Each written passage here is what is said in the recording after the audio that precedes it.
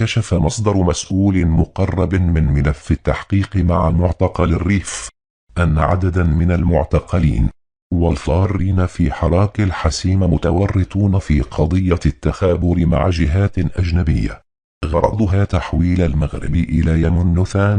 وأشار المصدر ذاته إلى أن المحققين تنصتوا على المكالمات الهاتفية بأمر من الرئيس الأول لمحكمة الاستئناف بالحسيمة، التي أكدت أنه لا مجال للشك فيه تورطهم في محاولة زعزعة استقرار البلاد.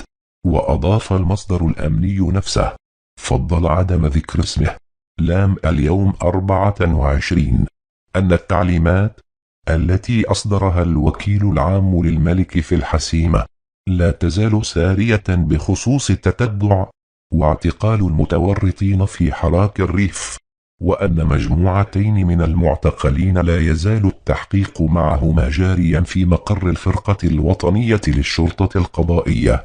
هذا ونفى كل المعتقلين على خلفية حراك الريف أي علاقة لهم بالخارج خلال التحقيقات الجارية معهم، مؤكدين أن خروجهم إلى الشارع سببه مطالب اجتماعية صرفة.